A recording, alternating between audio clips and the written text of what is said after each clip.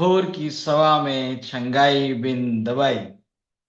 दिल से आभारी हूँ परमेश्वर पिता के अनुग्रह के लिए, करुणा और कृपा के लिए। आपकी सेवा करने का सौभाग्य प्रभु ने मुझे दिया है। इसके लिए मैं दिल से आपका धन्यवाद देना चाहता हूँ। Thank you very much. आप हैं तो मेरे जीवन को एक गति मिलती है, एक उद्देश्य मिलता है।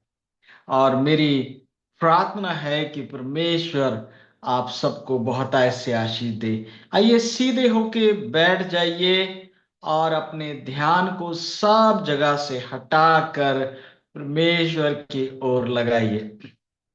थोड़ी देर हम बात करना चाहते हैं धन्यवाद की, कृतज्ञता की, आभार व्यक्त करने की। मेरे प्रियो, ये बहुत जरूरी है। शैतान चाहता है कि हम लगातार शिकायतें करें, क्योंकि वो जानता है कि शिकायत करने वाले मिस्र से तो निकले थे, कनान में नहीं पहुंच पाए। वो जंगल की यात्रा में मार खप गए मेरे अजीजों।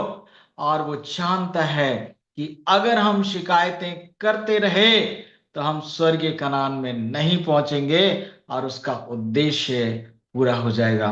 तो जितने लोग चाहते हैं कि शैतान का उद्देश्य फेल हो और परमेश्वर का उद्देश्य मेरे और आपके लिए पूरा हो, परमेश्वर की योजना है अय्यूब के समान, अब्राहम के समान, दाऊद के समान, परमेश्वर के भक्तों के समान, यूसुफ के समान। नए नियम की अगर हम बात करें तो निकोदेमुस की समान, परमेश्वर कर्नेलियस के समान मुझे और आपको इस दुनिया में बहुतायत का जीवन और स्वर्ग में अनंत जीवन देना चाहता है। एक बार पतरस ने, चेलों ने पूछा है, खुदावंद हम सब कुछ छोड़कर तेरे पीछे हो लिए हैं, हमें क्या मिलेगा?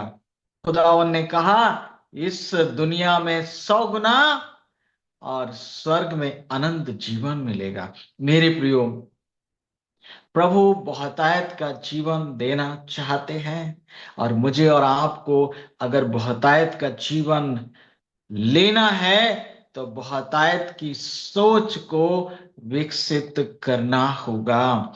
बहुतायत की सोच, बहुतायत के लिए खुद को मानसिक रूप से, शारीरिक रूप से, आत्मिक रूप से तैयार करना होगा। और उसकी शुरुआत होती है धन्यवाद व्यक्त करने से। और सुबह सुबह जब सामने लोग आकर कहते हैं प्रभु ने मेरे जीवन में काम किया, मैं आभारी हूं, मैं धन्यवादी हूं। आइए एक बार फिर से मैं आपको वो 4 लाइनें देना चाहता हूं जो हमारे जीवन को बदल देती हैं, हमारी सोच को बदल देती हैं। और पहली लाइन है, सब कुछ ठीक है। सब कुछ ठीक है। अगर आपकी जिंदगी में कुछ गड़बड़ी है या आपको कुछ अच्छा नहीं लग रहा, ऊपर हाथ उठा के बोले सब कुछ ठीक है। सब कुछ ठीक है। कम से कम परमेश्वर की नजर में सब कुछ ठीक है, हमारी नजर में ठीक हो जाएगा। दूसरी लाइन हमको क्या बोलनी है? जिस परमेश्वर ने अब तक मेरे जीवन में बड़े बड़े काम किए हैं, वो परमेश्वर मेरी भलाई के लिए निरंतर काम कर रहा है। इस लाइन को 10 बार, 20 बार, 30 बार पूरे जोश के साथ, पूरी खुशी के साथ बोलना है। जिस परमेश्वर ने मेरे जीवन में बड़े बड़े काम किए हैं, वो निरंतर मेरी भलाई और बेहतरी के लिए काम कर रहा है। तीसरी लाइन क्या बोलनी है? जिस तरह से बीते हुए समय में हर बात मेरी भलाई के लिए काम की है, उसी तरह से इस घटना से भी भलाई निकलेगी और मैं सुरक्षित हूं। मैं सुरक्षित हाथों में हूं। मैं परमेश्वर की उपस्थिति में हूं। उसके स्वर्गदूत मेरे साथ हैं। मेरा प्रभु मेरे लिए प्रार्थना कर रहा है। पिता ने हवाओं को थामा हुआ है। जब आप इन लाइनों को बोलेंगे पूरे प्यार के साथ, पूरी कृतज्ञता के साथ, तो आप वचन के लिए तैयार हो जाएंगे। नहीं तो वचन की ट्रेन आएगी और आपको पता भी नहीं चलेगा कि आज क्या मिला, क्योंकि आज का वचन बहुत ही पावरफुल है। लगभग हम पिछले 8 महीने से 7 महीने से वचन सीख रहे हैं, लेकिन जो आज हम सीखने जा रहे हैं वो सचमुच अद्भुत है। आज हम क्या सीखने जा रहे हैं? परमेश्वर ने कहा कि मेरे लिए एक निवास स्थान बनाओ, और ये निवास स्थान कोई घास फूस का नहीं बनना है। ये निवास स्थान सर्वोत्तम बनना है, सबसे बढ़िया बनना है। इसमें हाईएस्ट क्वालिटी का हीरे जवाहरात लगने हैं, इसमें सोना चांदी और पीतल लगना है, इसमें सबसे उत्तम क्वालिटी की लकड़ी लगना है। बहुत खूबसूरत और बहुत ही टिकाऊ क्या बनना है? पवित्र स्थान, मिलाप का तंबू बनना है। याजक के वस्त्र बनने हैं, याजक के पुत्रों के शानदार वस्त्र बनने हैं। और हाथ में क्या है? कुछ भी नहीं है, केवल दर्शन है। दर्शन परमेश्वर का है। दर्शन मूसा को दिया जा रहा है, और मूसा जो है एक एक बातों को सुन रहे हैं, सुन रहे हैं, सुन रहे हैं। और आज उनको बताया जा रहा है, मूसा, इस बड़े काम को करने के लिए मैंने कुछ लोगों को चुना है, और उनमें एक है हूर का पोता बसलेल। उसे मैंने बुद्धि से, परमेश्वर के आत्मा से भर दिया है, उसको नाम लेकर बुला लिया है, और वो इस बड़े दर्शन को पूरा करने के लिए काम करेगा।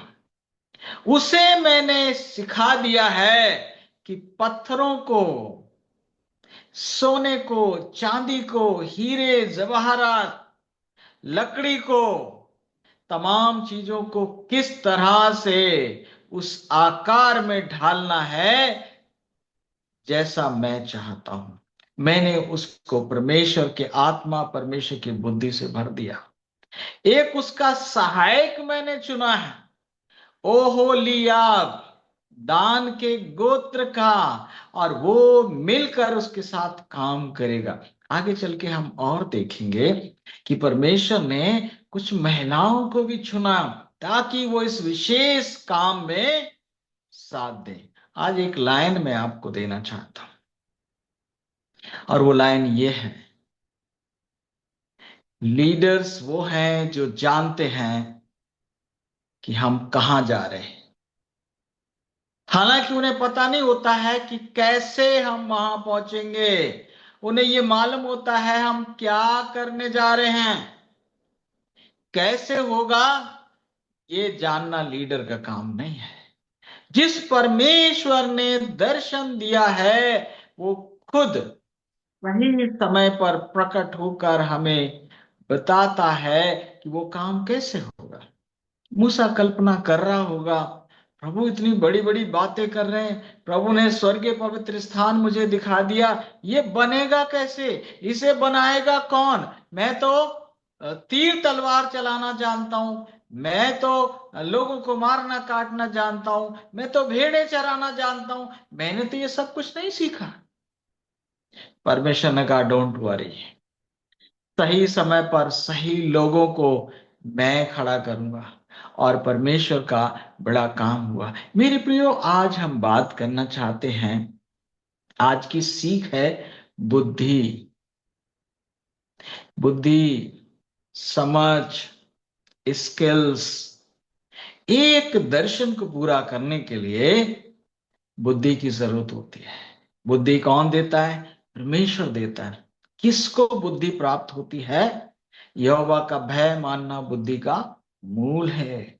जो इंसान परमेश्वर का भय मानने का चुनाव करता है, जो स्त्री और पुरुष परमेश्वर का नाम लेने का चुनाव करता है, उसका आदर करता, उसकी भक्ति करता, उसकी प्रशंसा करता, उसकी तारीफ करता, उसके साथ लगा रहता है, परमेश्वर के बारे में सुनता है, समझता है, चिंतन करता है, और धन्यवादी है, कृतज्ञ है। मैं आपको बता देना चाहता हूं, दुनिया में एक भी कामयाब व्यक्ति आप दिखा दीजिए और उसके जीवन में अगर कृतज्ञता नहीं है, अगर धन्यवाद नहीं है, तो वो इंसान कामयाब नहीं हो सकता, प्रभावशाली नहीं हो सकता। और इसलिए ये जूम परिवार का भी उद्देश्य है। आज की सुबह में आपको और मुझे क्या सीखना है? परमेश्वर ने अगर आपको दर्शन दिया है तो इस बात की चिंता मत करिए वो कैसे होगा। कैसे का काम परमेश्वर करेगा, सही समय पर आपको बताया जाएगा वो कैसे होगा। आपको तो विश्वास करना है और कृतज्ञता व्यक्त करनी है, आपको धन्यवाद करना है। जिस बड़े दर्शन के बारे में काफी लंबे समय से, निर्गमन हम कितना आज 31 अध्याय में पहुंच गए, 30 अध्याय से बात हो रही है लगातार। आज हम देखेंगे कि वो कैसे पूरा होता है। उसके लिए परमेश्वर बुद्धिमान लोगों को खड़ा करता है। बाइबल में अगर हम बात करें बुद्धिमान की, बुद्धिमानी की और समझ की, तो जो मैंने सीखा है, सुलेमान की तरह बुद्धिमान बनने के लिए बुद्धि मांगनी पड़ती है। सुलेमान के सामने विकल्प थे, अपने शत्रुओं का विनाश मांग लेता, उसने नहीं मांगा। धन दौलत रुपया पैसा मांग लेता, उसने नहीं मांगा। उसने मांगी बुद्धि। और आपको पता है, अगर आप नीति वचन 8 अध्याय में पढ़ेंगे तो बुद्धि का पर्याय कौन है? यीशु मसीह। सुलेमान ने यीशु मसीह को मांग लिया, यीशु मसीह को पकड़ लिया कि मुझे बुद्धि चाहिए। और परमेश्वर ने उससे कहा कि चूंकि तूने बुद्धि मांगी है, तुझे वो भी मिलेगा जो तूने नहीं मांगा है। कुछ ऐसे अनुभव भी हैं मेरे सामने, उदाहरण भी हैं, जिनके पास बाकी सब कुछ था लेकिन बुद्धि नहीं थी। अगर आप या मैं ऐसे हैं तो आज ये पाठ मेरे और आपके लिए है। सबसे पहले बात करूंगा मैं नबूकदनेस्सर बादशाह की। नबूकदनेस्सर नजर बादशाह जो है, वो बहुत ही सामर्थी था। वो अपने समय का पूरे संसार के ऊपर शासन करने वाला वो सम्राट था। हर चीज की भरपूरी थी। परमेश्वर ने उसको बताया था कि इस संसार के इतिहास में वो सोने का सिर है, वो सर्वश्रेष्ठ है। लेकिन उसके पास बुद्धि का अभाव था। और इसलिए थोड़े दिनों के बाद वो क्या करने लगा कि उसने मूर्ति को खड़ा कर दिया, जो दंडवत नहीं करेगा उसको मैं मार दूंगा। परमेश्वर ने उसको समझाया दानियल के द्वारा, लेकिन समझ नहीं पा रहा था। फिर क्या हुआ, उसके जीवन में एक बहुत बड़ी घटना घटी। एक दिन वो अपनी शहरपनाह के ऊपर टहल रहा था और कह रहा, क्या ये बड़ा बाबुल मैंने नहीं बनाया? क्या ये मेरी शक्ति नहीं है? क्या ये मेरी बुद्धि नहीं है? क्या ये मेरा शौर्य नहीं है? खुदा ने कहा, इट इज टू मच, बहुत हो गया। और उसी पल उसकी बुद्धि को हर लिया, उसके घमंड को चकनाचूर कर दिया। नबूकदनेस्सर को परमेश्वर ने 7 वर्ष के लिए एक बैल का मन दे दिया। वो 4 हाथ पैर से चलने लगा, घर से चला गया निकल के। 7 साल तक उसने हरी घास खाई और फिर उसकी बुद्धि और समझ वापस आई। फिर उसने जाना कि परम प्रधान ही मनुष्यों के बीच में प्रभुता करता है, वही है जो किसी को राजा बना सकता है। और उसके बाद वो आजीवन बुद्धिमान रहा।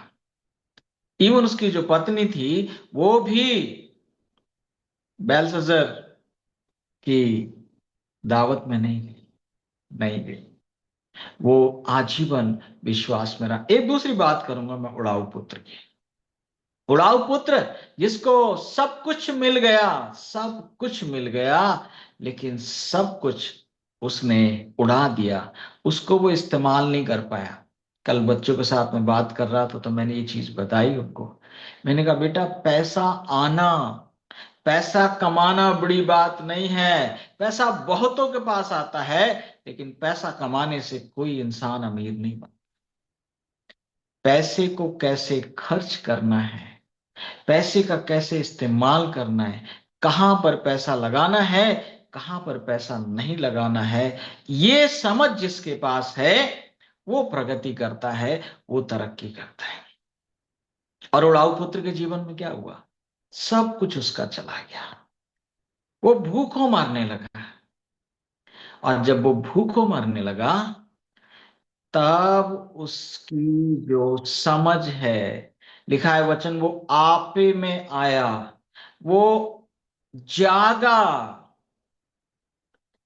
वो अलर्ट हुआ कि अरे, मैंने तो अपना सब कुछ बर्बाद कर दिया, क्योंकि उसके पास बुद्धि नहीं थी। और जब वो आपे में आया तब उसे एहसास हुआ कि धन दौलत से ज्यादा जरूरी है पिता। और पिता के घर वो एक मजदूर बनकर काम करने की भावना से लौट कर आ गया। मेरे प्रियो, साइंस भी इस चीज को कहती है कि जब इंसान का पेट खाली होता है तब उसका दिमाग बढ़िया काम करता है। और इसमें उपवास की एक बहुत बड़ी शक्ति नजर आती है। और मैंने स्टडी की है, दुनिया के जितने महान लोग हुए हैं, आप एक को भी, हो सकता है कि वो क्रिश्चियन ना हो सकता है कि वो मसीह को मानने वाले ना हो, लेकिन आप उनके जीवन में ये जरूर देखोगे कि उपवास उनके जीवन में पाया जाता है। वो किसी ना किसी रूप में अपने पेट को आराम देते हैं ताकि उनका दिमाग जो है वो बुद्धि की बातें समझ सके। मेरे प्रियो, ये भेजा, ये ब्रेन तो सबके पास है, मगर बुद्धि केवल उसके पास है जो यहोवा का भय मानता है और यहोवा की उपासना, उपवास और प्रार्थना के साथ करता है, परमेश्वर का भय मानता है, परमेश्वर का आदर करता है। और बसलेल और ओहोलियाब, ये लोग ऐसे ही थे जो परमेश्वर का भय मानते थे। जब परमेश्वर ने राजा दाऊद को चुना तो 8 भाइयों में वो एक ऐसा बंदा था जो परमेश्वर का भय मानता था, परमेश्वर से प्यार करता था, उसके गीत गाता था, उसकी शुक्रगुजारी करता था। मेरे प्रिय, अगर आप और मैं चाहते हैं कि बसलेल के समान, ओहोलियाब के समान हमारी और आपकी बुद्धि हो, तो आइए आज हम अपने पेट को थोड़ा आराम दें। क्योंकि भरे हुए पेट में यीशु मसीह कह रहा है अपने चेलों से, पतरस, याकूब और यूहन्ना से, मेरे साथ जागते और प्रार्थना करते रहो, मेरे साथ प्रार्थना करो। प्रभु यीशु मसीह घुटनों पे आगे प्रार्थना कर रहे हैं और उनके चेले सो गए क्योंकि उनके पेट भरे हुए थे। भरे पेट में नींद बहुत अच्छी आती है, और जो सफलता की, जो कामयाबी की, जो बहुतायत की ट्रेन आती है वो निकल जाती है। प्रार्थना करें कि परमेश्वर हमारी टीम में बसलेल और ओहोलियाब को लेकर आए, ताकि हमारे इस दर्शन को पूरे शानदार तरीके से इसको दुनिया के आखिरी कोने तक पहुंचाया जा सके। बहुत स्कोप है, हम इसको बहुत अच्छा कर सकते हैं, लेकिन उसके लिए हमें प्रार्थना करने की जरूरत है। या जो लोग ऑलरेडी हमारे पास हैं, परमेश्वर उनको बसलेल की तरह, ओहोलियाब की तरह अपने ज्ञान से, अपनी बुद्धि से, अपनी समझ से भरेगा। मैं ऐसी उम्मीद करता हूं, मैं ऐसी आशा करता हूं। तो प्रभु आज के वचन से आप सबको बहुत ऐसे आशीष दे। एक बार फिर से आपका धन्यवाद इस प्रोग्राम का हिस्सा बनने के लिए।